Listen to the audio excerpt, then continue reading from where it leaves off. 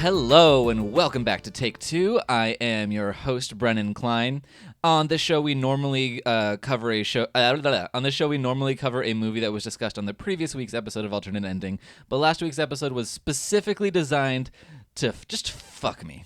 Just like it was all about movies that are perfect on the big screen, so the only thing we could have done was watch one of those movies and go, yep, would have been better on the big screen. So we're not doing that. What happened this week is that I also co-host a podcast on the Patreon with Tim Brayton called Bride of Alternate Ending. We have people vote on what movie they want us to discuss. This month we're doing haunted house films, and it was a vicious bloodbath of a vote. We got the most votes we ever have. We had an extremely close, we were inching up. It was really fun to watch, but we ended on a tie. So what we're doing on the Patreon episode of of Bride of Alternate Ending, Tim and I are still going to be talking about 1963's The Haunting, but the other winner, I thought it was so powerful, everyone in the comments was mentioning it, that I thought we had to bring it to the world at large in a Bride of Alternate Ending Take Two crossover. That's why I have Tim Brayton and Carrie Jarasinski here to talk to me today about Casper 1995. Hello, welcome. Thank you for having us. We're excited. This is... You sound excited, Carrie. No, I am. From the pre-show discussion, I think we're about to do a third crossover with Left, Right, and Center, with Carrie being pro-Casper, Tim presumably being anti-Casper, and me being more on Carrie's side, but also very in the middle.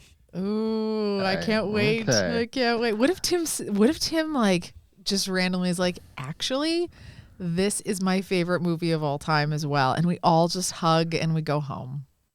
That might happen. If that will make this conversation happen faster, I'm willing to say that. Okay, let's start at the beginning, though. Casper's a movie that came out in 95. What is everyone's first encounter with this movie? Did you see it in theaters? How did it get to you? You go first, I feel Tim. Do you remember? Carrie, you're going to have a much better story about that, so why don't you go first? Well, I wish I should have. If I had thought of it, I would have put it on my top 5 movies that you have to see on the big screen. But I think in this particular case, I do think that I saw it in my cold, dark basement. And I think I saw it alone. So we had one of those giant box big screen TVs.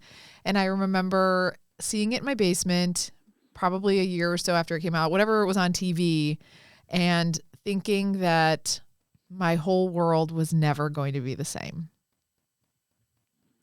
How about you, Tim? Same. I did not see this in the 1990s. I'm trying to remember when I saw it or why. If you'd asked me, I would have said, I probably saw it because it was nominated for the Oscar for Best Visual Effects. And I don't believe it was nominated for the Oscar for Best Visual Effects, so that can't be the reason. But I probably saw this for the first time when I was probably 27 or 28 years old. Too old. You have to see this movie to fully appreciate it when you're 10. You have to be 10. I think that we agree on that. Yeah. For sure. What about you, Brennan? For me, I also have a certain sense of nostalgia for this movie. There are movies that I purely love because of nostalgia, like High School Musical, where I will give that movie a 5 out of 5 that it doesn't deserve. But Casper, for me, I watched as a kid. I wouldn't say I loved it as a kid. It was certainly on VHS at some point, probably in the late 90s, early 2000s, probably when I would have seen it. But it's not a movie that I would say I've thought about in the intervening years too much, but there were scenes that kind of gave me this weird brain blast of holy shit. I have a very vivid memory of the way that bottle of red primordial ooze is shaped, just certain things that are kind of stuck in the back of my brain in a dusty cupboard somewhere. That's how I felt too. I realized actually watching it again, it's been years and years and years since I've seen it. I realized after watching it again, there's so much of it that I had forgotten, but the parts that I hadn't forgotten and the parts that I was like holding on to in some sort of my brain that has somehow like formed who I am as an adult, it was like, oh, like it was this blast of like nostalgia. And I was into it. Okay, and Tim, yes. Oh no, I was adjusting my microphone.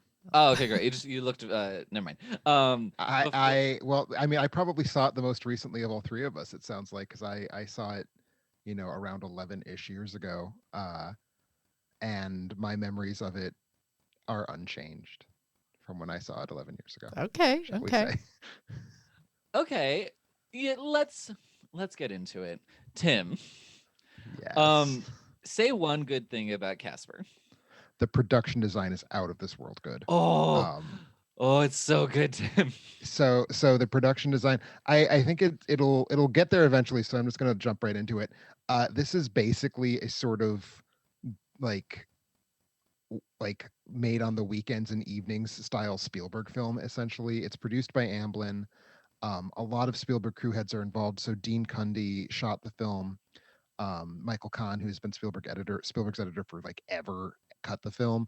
And Leslie Dilley, who was the art director on several Spielberg films, was the production designer. This was one of his first like production design credits after a fairly substantial career as an art director, including on the first Indiana Jones and 2 Star Wars films. And Dilley's work here is crazy good. Like I do have a nostalgia for like 90s style physical production. I think that's something we don't see very much of. And in fact, 1995 is one of the last years where you can kind of still get, they built a mansion, right? Like you don't really get that much past the 1990s. But they built a mansion, and they built a really good mansion, and it's full of all sorts of wonderful little design curlicues. I mean, you mentioned the like primordial red bottle, just stuff like that, like just all sorts of really amazing, spooky gothic, but for children, and actually also very colorful because it's also ultimately based on a cartoon, right? And I think they do a really good job of that. Yeah, and I mean the design element that appealed to me the most on this watch was the like the at the head of the banister is this kind of like fish skull situation. The fish skull's excellent.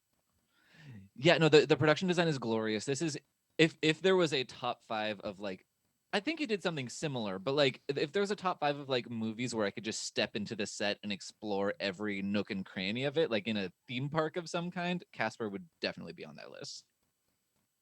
You guys are on a totally different track. I'm like, what production design? What are you even talking about? The only thing that mattered in this movie was the casting and 2 musical beats that happened throughout the movie. And that's like the only thing that matters about this movie. Okay, sure. Well, okay. I would say I would agree with you about the casting with one major exception. Who? I don't think Eric Idle is well cast in this movie. Wait, who is that? Who does he play? He's Dibs, the Dibs. British The bad sidekick. guy? Oh, sure. Yeah. Yeah, this is during Eric. So Eric Idle, for those who don't know, very very iconic British comedian of the 1960s and 70s, as part of Monty Python's Flying Circus, who had by this point very firmly entered the "I'm doing kids shit" part of his career. This is probably right around the same time that he kind of gets yoked into the Disney World for literally Disney World for the Honey I Shrunk the Audience attraction, and then he kind of becomes like the voice of the Journey to Imagination Pavilion at Epcot after that. So this is right around the time when Eric Idle is making that shift, and I agree with you, Brendan. I think it is not a shift that was good for him to have made. No, and because it's interesting. There's a weird alchemical balance to the cast of this movie in that it's a lot of really solid character actors doing the things that they do reasonably well and kind of delivering the live action cartoon elements that we need. But he's like it's okay. The female villain is that's Cathy Moriarty. Cathy Moriarty, who is definitely my favorite member of this cast. I know she would be. She's the worst. She's terrible. I love her in this movie. She swears, by the way. Can we just talk about her swearing? Oh, yeah. I'm like, I had to check. So we watched this with our kids last night, and like the kids are still in the like the S word is shut up. Like These are new words. So they didn't bat an eye, but with every B word that was dropped, I was like, is this movie R? Like, what is this? And like, my kids didn't bat an eye because I don't think they've ever heard the B word. But I'm like, this is a kids they've movie. heard the B word. Tim I has don't been know. In your house. I don't. We I have don't never. swear in front of their children. That's true.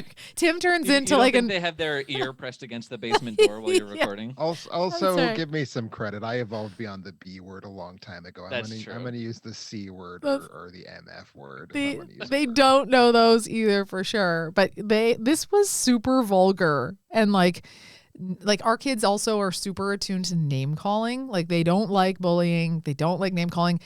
Our oldest will like go to the bathroom if someone gets into a fight because it makes her really uncomfortable. So I think even the bullying part, like with the ghosts in here, where they're saying some like really aggressively hurtful things, kind of also went over their head. But Rob and I were both like, oh my gosh, like this is really, really intense for kids. Yeah, I think that this movie is also kind of on the knife's edge of, I mean, I might be wrong about the historical element of it, but I would say the idea of like bringing in like super crass adult humor into kids movies was like kind of crystallized in Shrek in 2000. I would maybe think, am I wrong, Tim? Um, that's a complicated ebb and flow of history, but let's say that you're correct for the sake of having a place to start. Yes. Okay, I just like, at least in terms of like as from this is my feeling, like in the modern sense of like what those movies are doing. I feel like Shrek is at least the zenith of that. But this is kind of like a precursor to that, where it's like some of the material is a little more adult. Like it usually it's in a more subtle way. Like she literally says the bitch is back, and that did shock me for this a long kind of time. I would agree that there's a way in which this is looking forward to the kind of aggressively crude humor of children's cinema of the 2000s, and certainly the bitch is back is a moment that completely does not work. To me, this almost feels more like a hangover from the 80s, because you have in the 80s a very noble and long-standing tradition of like gutter language in children's movies, including in Steven Spielberg films and Amblin Productions, probably most notoriously when in E.T., Elliot yells, "It wasn't like that penis breath" to his brother. So we have kids swearing, we have swearing in kids movies in the 80s, and I kind of feel like this is kind of being pulled in both directions, both towards the 80s and forward towards the 2000s. But what I was going to say initially, this was at the time, like if you go back and read the critics' reviews from the 1990s, one of the fairly common threads in the criticism is people feeling like this is just a little bit too hard-edged for a children's movie. It's a little too dark, too many people die, the language is too strong, and a lot of people felt very uncomfortable with kind of the horniness of it. And then that would actually be something that I would even stick with now, is like Casper wants to put it in Christina Ricci, and I don't like that he does. We'll get there. Rob has thoughts that he like explicitly wrote down, was like, make sure you cover this with Tim because I'm on Tim's side. And I was like, I don't know if Tim's going to agree with you, but I think you do. And I remember from when you've talked about this on the show before, Carrie, that Devon Sawa as human Casper made you feel very special things as a teen girl. So like, we'll probably end up talking about that. I hope we end up talking about that. That's the only thing we need to talk about. So, but we'll wait to get there till we work through the movie a little bit more. Yeah, we got to work up a sweat first. But yeah, okay. So trying to synthesize everything. Yeah, like obviously the language element. There's a lot of stuff going on in this movie. Like I think as far as the approach to death and like the kind of intensity of that, like I say, let children watch that. I think that is a necessary and interesting part of children's entertainment. But it is like there's a moment where she asks Casper like, what is it like to die? And I'm like, oh, that is not a question I've heard in a lot of family entertainment. What did he say? I can't remember what he said. It's like being born in reverse. So it's like being shoved into a vagina. Oh, okay. That which is very much what Casper is thinking of at this point. Oh yeah. Ooh, and this the part was like, there's a girl on my bed. Oh, that part was weird. That I will agree. That part was a little weird. the line to me is bad enough. It's that after he says that, he then does like a little yes, like he kind of pumps his arms and like thrusts his pelvis, his little ghost He doesn't pelvis. have a Like, oh my pelvis. He's got God. he's got a wisp. He only has a wisp. There is no It's pelvis. the wisp where his dick would be, is what he pumps does forward. Is all I'm not. saying.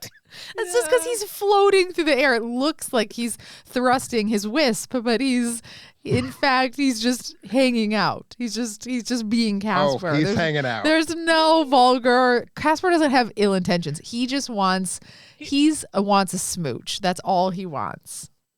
Everything above the wisp. He wants to smooch a sleeping girl is the thing. I know. It is. I think it is. It is horny in a way that is accurate to the prepubescent, like hormonal crushes that exist. But like in a way that's like more flagrantly honest. Than Ghosts I think. don't have hormones. They're ghosts. They don't have bodies.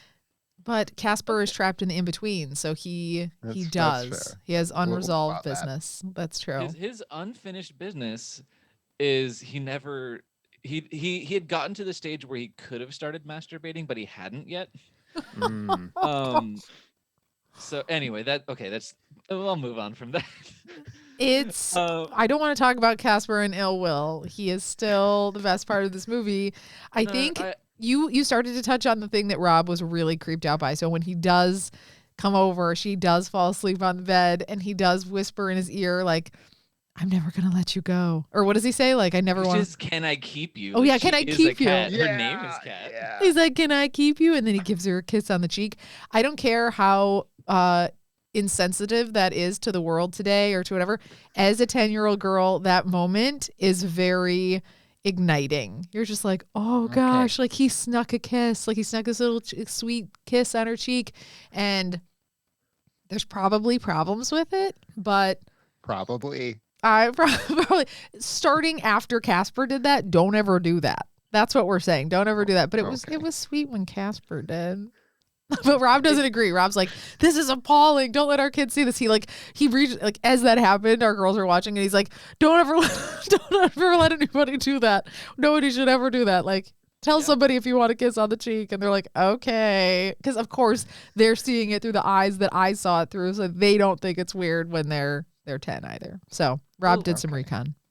Like I was saying, like at that age, you have this very malformed idea of what romance is, and you're kind of enacting something that you don't fully understand, and you haven't learned all the rules of like what consent is or means. And like, again, it is accurate, but in a way that's kind of grotesque to watch.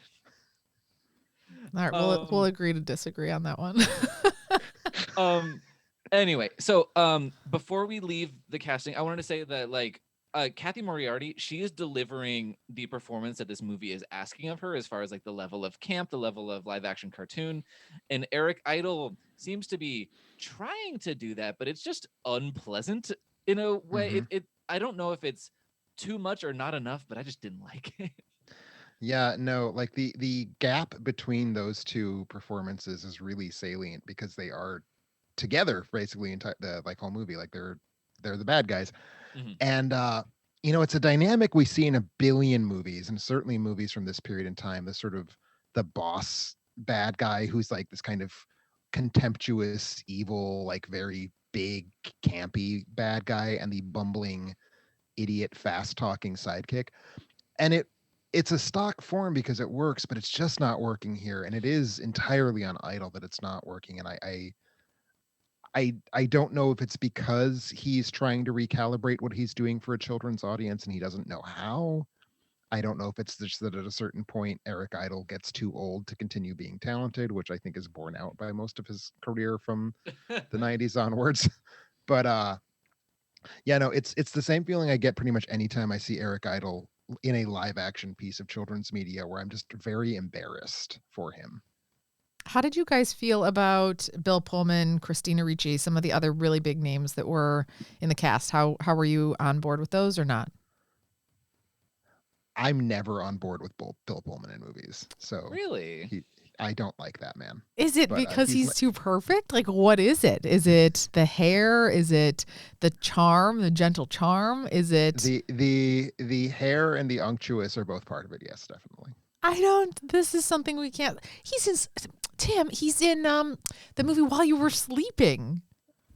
Speaking of With movies Sandra that have Bullock? really wild ideas of sexual morality. Yeah. Yeah, I've never once liked Bill Pullman in anything. Okay. But what do you think of these people, Brendan? Okay, well, I mean, Bill Pullman, I have a reserve of affection for him because I had a major crush on him in Wes Craven's The Serpent and the Rainbow, in which I do think he's giving an okay performance. I feel like you having a crush on someone from The Serpent and the Rainbow is kind of like the Rosetta Stone for your entire personality now that I've heard you say that. Yeah, that's pretty, if you need to understand me in 2 seconds. But anyway, so yeah, I hate his hair in this movie. It is a wild bit of geometry. And also I just think the characterization of the family I'm confused by. Before I get into that dynamic, like as far as Christina Ricci's performance, I don't think she's embarrassing herself. Like I think she's giving a solid like preteen actor performance that's very functional. I agree, and clearly she gets the part because of Wednesday Addams. Like, Oh yeah. there is 0% chance that's not what's going through the casting director's head, and it is hard for me to. I think her work as Wednesday Addams is like one of the commanding triumphs of child acting in Hollywood cinema. And it's hard not to like check this performance against that one and be like, oh, well, this is just not as good. It's not as interesting. But I mean, she acquits herself fine. She acts against visual effects very convincingly, which is a crazy hard thing to do for anyone, especially a child actor, especially in the 90s before we really have like a procedure for that. So I think that she is certainly not doing her best work, but she's doing work that is very good for the film and very foundational to what the film is doing.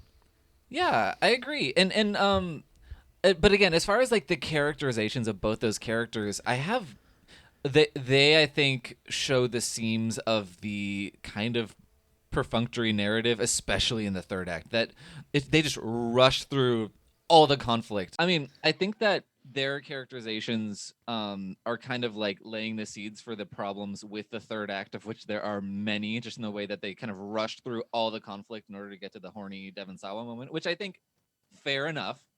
But they also they keep cutting between like Devon Sawa and then the really terrible performance of the mom as like a ghost angel visiting from Christian heaven, and every time she appears she like flaps her arms, and I hate all of that.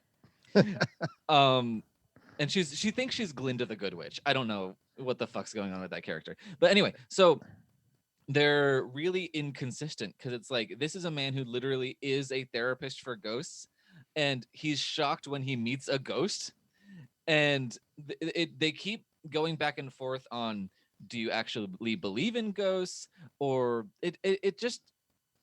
I don't get these characters. It feels like there was a draft where he was a con man and they didn't entirely shake it out of the final draft to me. Yeah.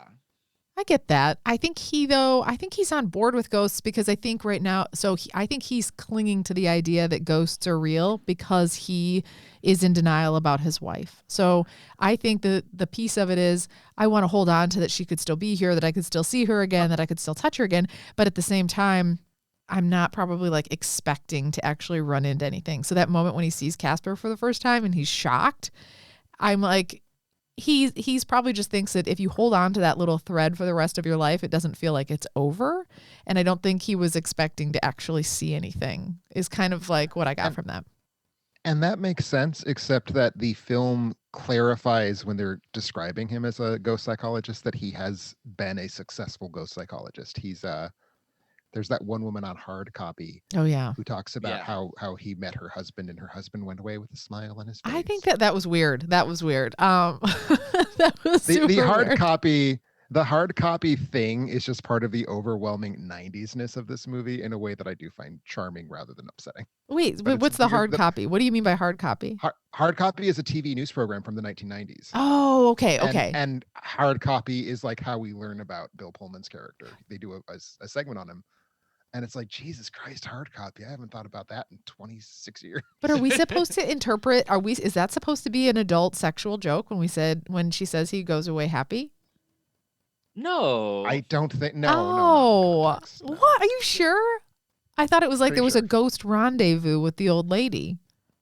Like a conjugal visit. A conjugal I visit. think- That's what exactly. I think the problem is that you get so horned up by Devon Sawa in this movie that you just read it over the entire film. That's right. Everything they said, I'm like, oh, this is leading somewhere. This is going somewhere. See, you guys normally see that stuff more than I do. But I think you're right, Tim. I think you're reading me correctly on this one. So, Hey. sorry, Brennan. Sorry. Back on track. That's okay. That's okay. Well, I really rudely brushed past the Devon Sawa moment. I think now's the time to talk about it with you, Carrie. This moment means a lot to you. How was it watching it this time? Did it still did it have the same power? Yeah, it did. It did. I thought maybe it wasn't going to. And I was like, okay, you're an adult now. You're married. You realize that love is all just sort of a thing. And you're like, it's not that big of a deal, blah, blah, blah. And so the moment is coming. My kid is sitting next to me, who's my age when I saw That's it. not the only thing that's coming. That's it. That's it. I was just launching into watching this moment with my daughter, Tim, and you made it weird. So I am there. I know guarantee I'm not the one who made this moment weird. I will also agree with you on that. I know what's coming. My daughter is now like, "Wah," she's at this gross stage or whatever, but this is still this wonderful moment. So he starts coming down the stairs. I'm like, oh my gosh, it's happening. And when he starts to come down the stairs and emerge, I don't know. You guys have to tell me if this is the male experience, because this is very much the female experience that I'll share with you.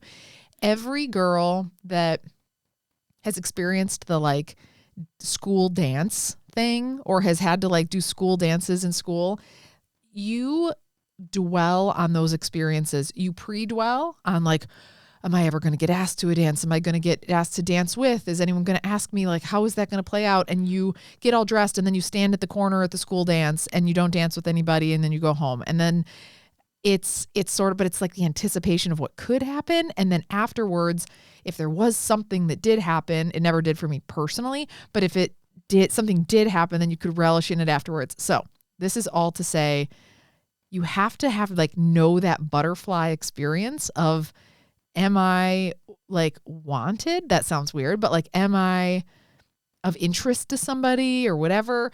And then when you see Devon Sawa coming down, takes the turn, happens to be literally the best looking person that my 10-year-old eyes had ever seen, takes the turn. And that the fact that the people divide and he moves forward and he walks right for her, nobody else matters, and asks her to dance is where, again, every girl that's 35 to 40 right now just imagines their body is Christina Ricci's.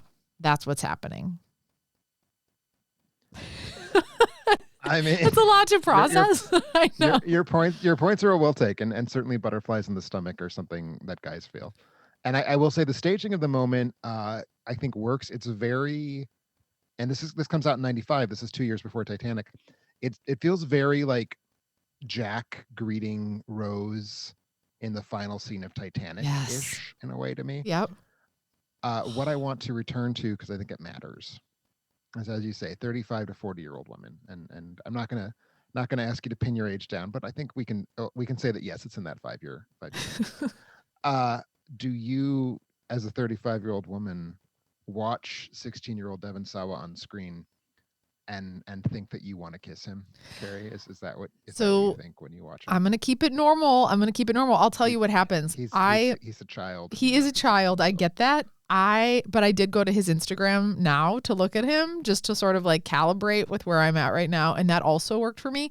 But I I basically feel like this vortex comes behind you when you watch a movie like this, and I can just feel, it's like the little vacuum. I'm just getting like sucked back in. And as I'm sitting on that couch, I'm 10 years old. So like I'm sitting there and I'm watching this, and I'm like, that exact experience comes where you're just like, this is the stomach punch moment of like the anxiety, the stress, whatever, and it comes to fruition. And I don't think, this is another sort of like thing that I think is important, is as a girl who, you're not seeing the girl that's like the flashy, best dressed, like her best hair that they portray in movies winning. You're seeing somebody that looks like you. They're plain. They're just a regular girl who could be you. So to see this beacon of light walk down and go again for somebody that looks and feels like you're like, maybe that could happen to me. And I think that's the moment, if I'm being really honest, we experience. I just want to summarize, and feel free to summarize differently if I'm being uncharitable. If you're an adult, but a teenager makes you feel like you're their age, it's okay to act on that. That's what you're saying, Carrie. I'm okay. I'm saying it's okay to watch. Okay, gotcha. Oh Perfect. Better still. So you can. Okay. So Okay. I'm gonna take this to my ethics board at the undergraduate Let me know how it university where I goes. teach. Removes the And names.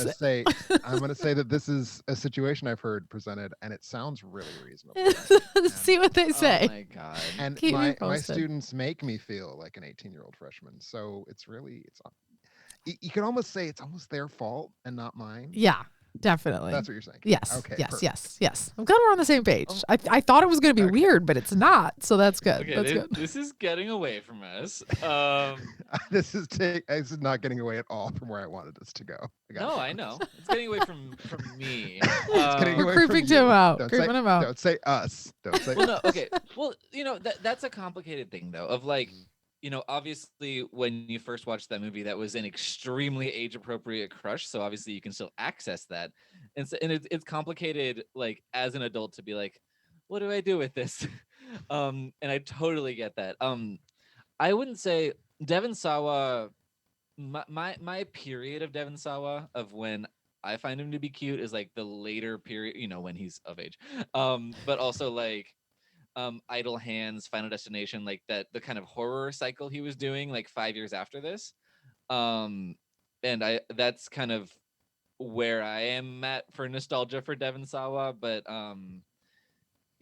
he's a beautiful little twink in this movie. I mean, they don't cast him because he's an uggo, right? Yeah, exactly. They cast him because they're planning on this being the response of the teen girls and boys who like boys in the audience. So Although I'm sure Steven Spielberg in 1995 was not thinking in those terms. So both of you guys, though, are pro Devon Sawa, but you want him to be of age appropriateness for yourselves. Is that what I'm understanding? I mean, I have no feelings one way or the other about Devon Sawa. Really? He's generally not my type, but I do think he is, like, throughout the ages, an attractive man. Okay. I think he took a turn at one point, but I think he's rounded it back. So I think he's in a good place right now from what I've seen. All right. Very glad. Yeah, at this time, or at least at the time I would have been experiencing Casper, my heart belongs to a different like teen boy actor. Jonathan Taylor Thomas. No. Haley Joel Osment. No, Sean Ashmore, who played Iceman in the X-Men. Oh, yeah. Oh, I liked him. He's good. He's cute. And that was still in a period where I did not understand that I was gay yet, and did not fully understand that what I was experiencing was a crush. So I think if I was like fully in possession of my feelings at that point, then maybe Devon Sawa would have also snuck in there, but my heart did belong, unbeknownst to myself, even to Sean Ashmore. Interesting. I was just like, he's such a good actor. I want to watch all the things he's in. Why do I like him so much? Despite maybe not being the best actor. I mean, see, for me, I'm watching X-Men, and all I want is to be the meat in a Patrick Stewart, Ian McKellen sandwich. Oh, you would. You. You and your geriatric love. I tell you. Man. I know. I mean, I'll hop in there too, but I mean, Whomst among us can possibly say they would not? exactly. Okay, and not to steer it completely out of inappropriate waters. Well, I just remembered what I found to be the most inappropriate joke in Casper, which is Please. when all three of the uncle ghosts are trapped inside the vacuum bag together, and one of them's like, "Whose pointy head is poking me?" And Fatso's like, "That's not my head." Oh, I miss. It's funny. I think that this thing is so laden with those kinds of like little one-liner bits that you can't take them all in. Because I know when they were like binge eating all the food, the one that perked my ears when it was like, "Oh, are you Oprah on hiatus?" Like referring to like her diet swings and her yo-yo dieting, I think, or something. And I'm just like, wow, like that's really rude. But it's like they were slinging them so quickly. It was almost hard to keep up with all of the little jabs and gross comments that they were making. They were pretty terrible. Thank you for saying little jabs. Why? What's a little jab? It's just going back to the line that Brennan called. Oh, Yeah. you don't. Well, And your comments. Yeah, and these characters are meant to be like crass and horrible and unpleasant, and I think obviously this movie is dealing with a lot of things that would be called out in a movie these days. There's like, oh, that's extremely fat phobic, or there's like weird. There's it's definitely not actively homophobic, but there's like the kind of quiet, weird fear of queerness element. There's like, I'm thinking specifically of the scene where like Fatso's dressed up as the Woman. wife. Yeah. But it's not quite. I don't know. Just because it's the 90s, I'm like, certainly that's a background contextual element of this joke, but I also think part of the joke is like, what if your wife was fat? Wouldn't that be crazy? Well, even just having the name of it be Fatso, like I'm super weird about that. So like even my kids, like just again, like fat insensitive words, like we don't even use those. So even like when he came out and his name was Fatso, the kids were kind of like, I don't know. They weren't into it. They were just kind of like, I even change words in books and stuff like that when I'm reading it, just because I think it's such a like harsh sounding thing. So the names of them, the kids were like kind of awkwardly laughing around like, I can't, like, why would they be called this? And I don't know. I think it was very 90s, like you said, for the naming of it and how they set it up. Well, I mean, the character names date back to the 40s, but Stinky. the fat jokes existed in the 40s as well. What was it? Stinky in there? Who was the other one? Stinky? Yeah, Stinky, Stretchy, and Stretchy. and Stretch. Yeah. Yeah, and I mean, I would say like specifically the word fat has been reclaimed by a lot of fat activists who want to say like this is just a description of my body and it doesn't like, it's not a slur, but obviously that is an extremely personal choice of a word to reclaim. Like you can't go around like saying like, oh, you're a fat person. No. Like, and it's just like, why do we have to like describe ourselves? Like, I don't know. There's so many other ways to describe a person other than the way that they look. So anyway, I'm just weird about that too. I'm just saying I'd be really interested in reading that perspective on the character of Fatso. Cause like there's obviously fat jokes. There's like that just are unacceptable. Like there's the Oprah joke, which is just rude. And then there's those silly jokes of like him being like sucked into the vacuum, but he's fat. So it takes like, longer. How am I going to fit in? I know. Do these things hold up? So like you watch a movie like that. Yeah, no.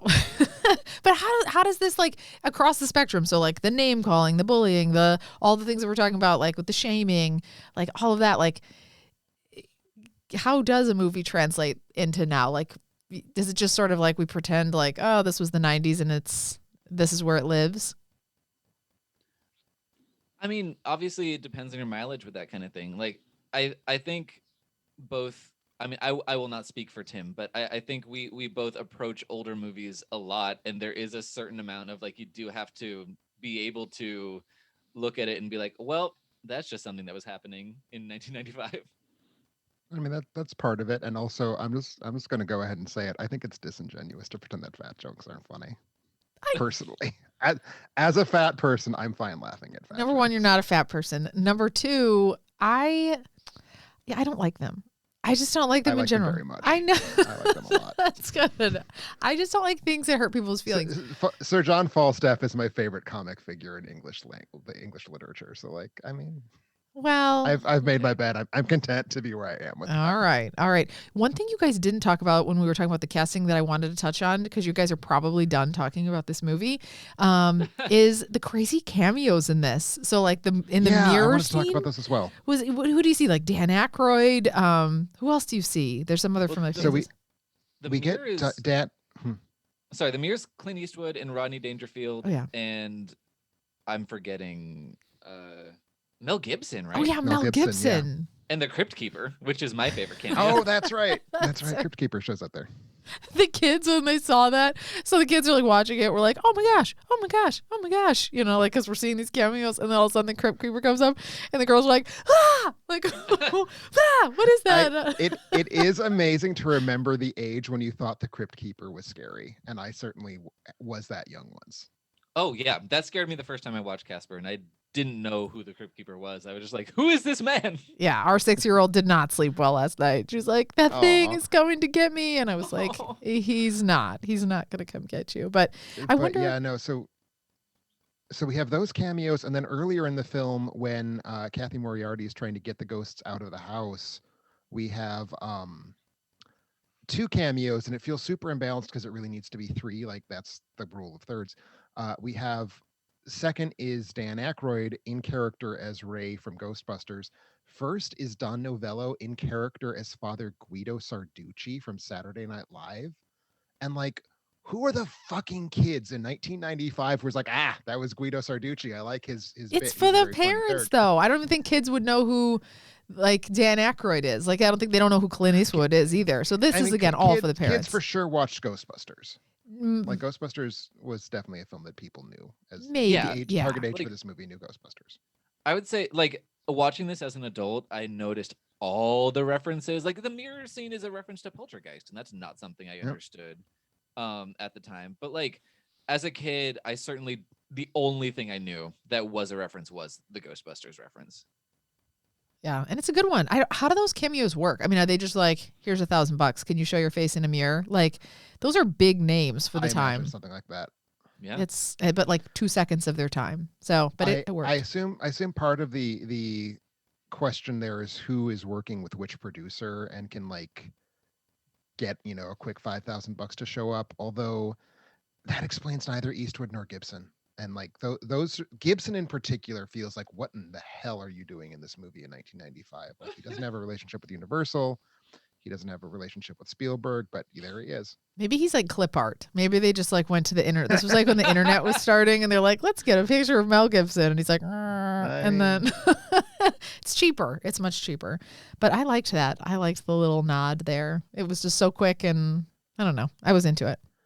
It's to me, it's slightly distracting, but I mean, it's part of the 90s-ness of it, and this is what the year after The Mask, so this kind of like random ass like pop culture type humor is definitely in the air.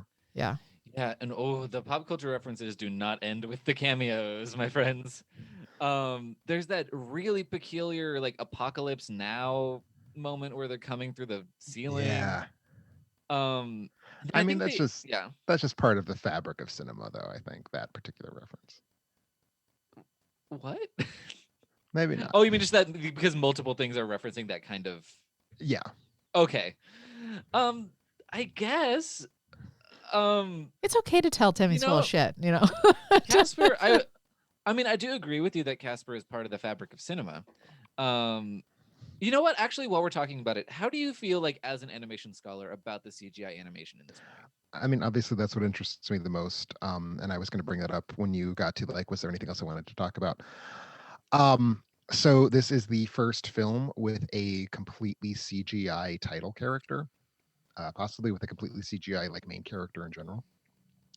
And I can simultaneously feel, I think they did a very good job of translating the original Famous Studios / Harvey Comics character into 3D. I think the character designs have survived very, very well. I think the animation itself is pretty good. I think it holds up. I think the compositing holds up. Like, it feels like the ghosts are where they need to be physically. I don't know how I feel about having these very rounded, squishy cartoon characters in a live action movie. And like one of the moments that sort of leaps to mind is when Christina Ricci goes into the bedroom the first time, he turns himself into a pillow and she lies down on him. And we could bring that back to our previous conversation about like, is this a moment that we're comfortable with? But to put that on the back burner and just to like focus on, she's fluffing up the pillow, right? So she's like punching and squishing and like smacking, and he's having these like big squashy and stretchy reactions to being hit. And it feels just something's not, my brain doesn't like it. My brain is like, this doesn't work. I don't know. See, for me, I had the opposite reaction. Like, I liked that it kind of brought that cartoonish element to it. And I think the reason it is allowed to work in my brain is the fact that like he's a ghost made of ectoplasm. Like he is, Okay. There's a malleability to his form that I just feel like is understandable physically to me in whatever weird paranormal way, where I was like, okay, this kind of makes sense. And I just like animation where the character design can be like messed with, and I think that this is if you're gonna do it in 3, this is the way to do it. Like they're like the character you can do it with. Sure. Although obviously your mileage just varies on how you can process the 3D of it all. And the only flaw I think in the animation character designs are when the actual human characters become ghosts. They Agreed. look like shit. Terrible. Especially the gal. She just looks like somebody was drawing on the back of their notebook and like tried to like sketch what she actually looked like in real life, and it looked like that, like a glob of herself. I thought they were really bad. And it was like all of a sudden they decided to go from like when you have Stinky in there, Stinky and Casper obviously don't look like what they looked like as humans, and they've tried to like humanify the two people who have died. So I was like, there's just not continuity here for me. Absolutely no. They need to immediately read as the live action actor, and it doesn't fit at all. And Casper, I got to thinking about that too afterwards, because I'm like, okay, you take Casper and you morph him into Devon Sawa. He's just there's a little bit of this disconnect of like, you're this cute squishy pillow, squishy ghost thing, and then you turn into Devon Sawa. Like there was a little bit of a disconnect in his afterlife look for me. Yeah. Also like he doesn't sound like Devon Sawa. It's because he's not Devon Sawa. He's not. He's Malachi Peterson, I think is the actor's name. It's true. Yeah, and Casper is 12 and Devon Sawa is 16. It's kind of basically it's a chilling dichotomy between those two. Why do you think they made that choice? Yeah. Because Christina Ricci kissing a 12-year-old would be creepy. No, I mean, like, why didn't they just give Devon Sawa get Casper's voiceover? Presumably because Malachi Peterson cost a whole lot less money than Devon Sawa to do that with, and possibly just has a better voice. And also, Casper is a little boy. Like that's the thing. Like canonically, Casper is a little boy ghost. Just wants to be friends with kids. He's not a teen. All right. Yeah. And wait, would Devon Sawa have cost money in 1995? That's what I was wondering. I don't think he was doing anything. Maybe not. Is this his first movie? Do you guys know?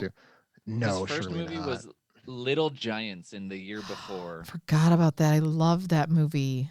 Oh my gosh. Yeah, that was it. And then he was in Now and Then that year. Oh, in 95. And that's a whole other take two. We're gonna have to take two on Now and Then. That movie was also very important to me. That's all I'll say about that. I appreciate that. Carrie, I have one more question. Yes. How did your daughters like this movie overall? Because you watched it with them. They did. So my littler one, fine. Everything about it went over her head, but she was into it. She was scared. Like I said, a couple of the ghost scenes where they even morph into scarier things, she was a little freaked out by. My older one is more of a fraidy cat just in general, even though that she's older. So she covered her eyes quite a bit, but she was like covering her eyes and she's like, oh, is there love in this? Like when he kissed her the first time in bed and she was like, oh, like gross. And I was like, oh, this is a beautiful thing. And then Rob was like, stop it. And I was like, we were arguing on the side. I was like, don't plan.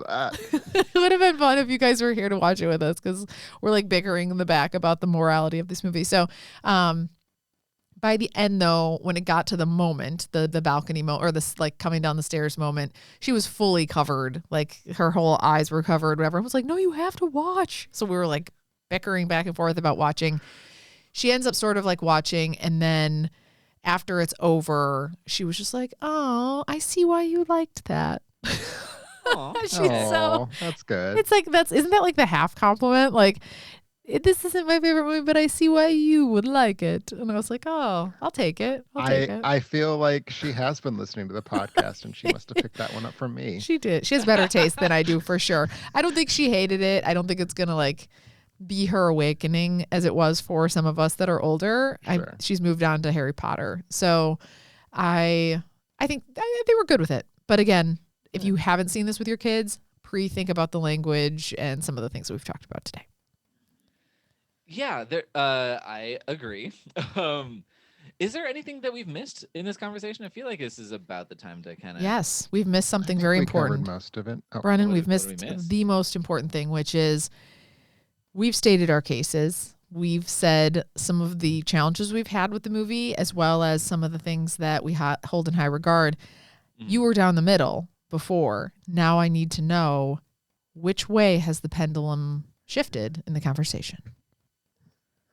I mean, as I kind of hinted at before, I'm more on your side than I am on Tim's side.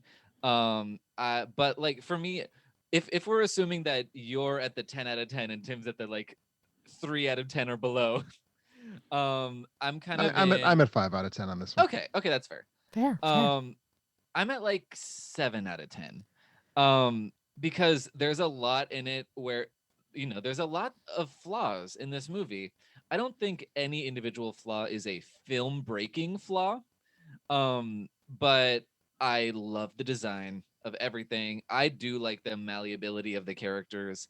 As far as like the story, I don't really care at all. But just as a visual Amblin-esque experience, I'm getting what they're trying to give to me. Okay. Well, thanks. And thanks for having us on. I never thought in my life that I would get to sit down and talk about Casper at this point in my life. So I appreciate it. Well, glad we could be there for that moment. Yeah, I'm so glad to have the two of you here. This is our first triple take two. So thank you for being part of this historic moment. And yeah, you can find more of the Alternate Ending podcast and Tim's reviews and me doing shit sometimes over on alternateending.com. If you want to hear all the other credits, listen to a real episode of Alternate Ending and Rob will say all of them for you. Catch you next time. Yeah, catch you next time. Bye, everybody. Bye.